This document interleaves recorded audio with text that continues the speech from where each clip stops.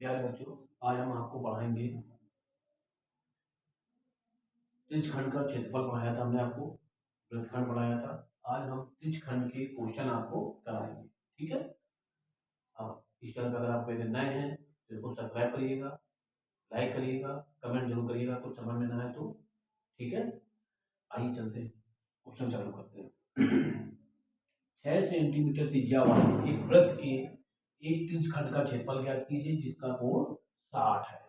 यानी त्रिज्यखंड का आपको क्षेत्रफल ज्ञात करना है। ये त्रिज्यखंड है आपका, ये देखिए त्रिज्यखंड है आपका, इसका क्षेत्रफल आपको निकालना है। यानी ये क्षेत्रफल आपको निकालना है। ठीक है।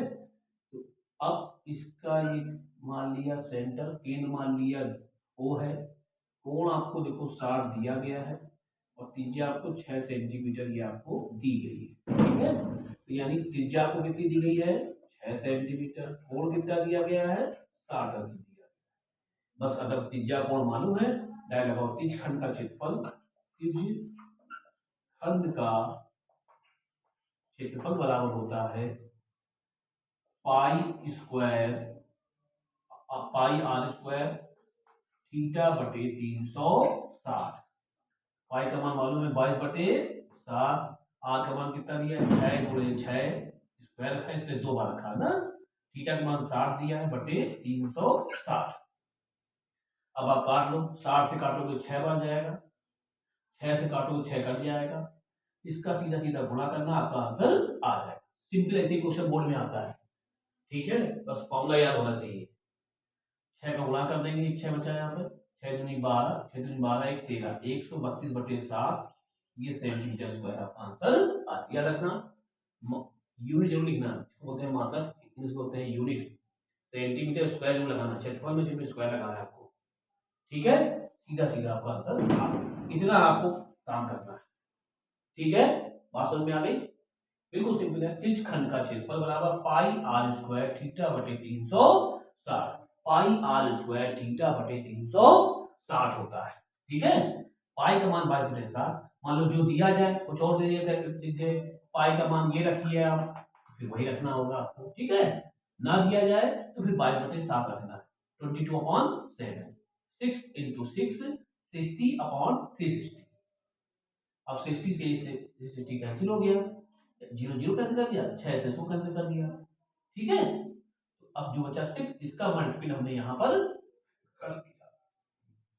इसी बात दूसरा क्वेश्चन आइए देखिए। एक वृत्त के चतुर्थांश का क्षेत्रफल ज्ञात कीजिए। चतुर्थांश का क्षेत्रफल ज्ञात कीजिए जिसकी परिधि 22 है। अब ये क्या चीज वाला है? वो ये कह रहा है, ये वृत्त है आपका, वृत्त का चौथा हिस्सा ये है, फोर्थ यानी क्वाड्रेंट निकालना, इसका एरिया आपको निकालना है। ये एरिया आपको कह रहा है निकालो। तो इसको देखो दो तरीके से कर सकते हैं आप। रेडियस आपको नहीं दी गई है, यानी कि यहाँ से यहाँ तक की सरकमफ्रेंस इसको बोलते हैं इंग्लिश में। परिधि दी गई है। परिधि होती क्या बताया था आपको? परिधि बराबर बताया था आपको 2πr होती। अब ये दी गई है 22, 2 इसे रखा, पाई की वैल्यू 22/7 और आर का मान आपको निकालना है। तो 22 से 22 कैंसिल हो गया, 7 यहाँ डिवाइड में क्या हो जाएगा? मल्टीप्लाई, और 2 यहाँ डिवाइड में आ जाएगा, आर इक्वल टू ये निकल आया। यानी आर बाई निकल गया 7/2 निकल आया। ठीक है। आर निकल गया 7/2 निकल आया। अब आपको क्या करना है?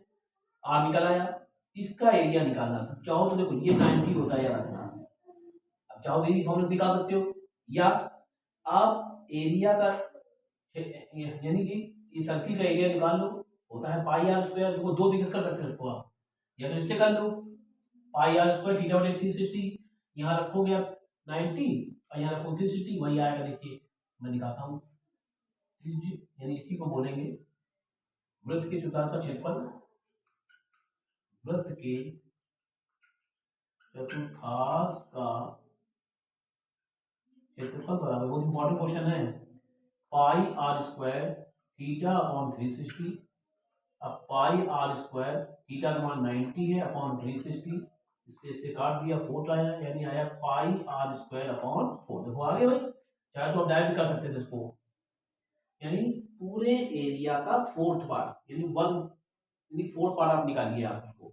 ये इससे केवल निकालना है। पूरे एरिया का मालूम है पाई आर स्क्वायर होता है, अगर 4 का डिवाइड करें तो इसका एरिया निकल आएगा। हाफ का पूछे तो 2 का डिवाइड करेंगे। इस प्रकार इससे निकाल सकते हैं, क्योंकि मान तो ये 90 बना रहा है इनकी, ठीक है।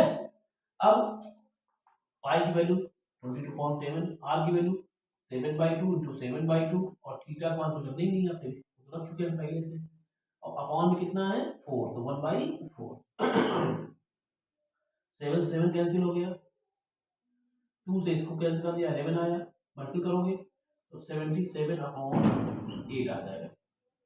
4 2 जा 8, इतने सेंटीमीटर स्क्वायर आपका आंसर आ जाएगा।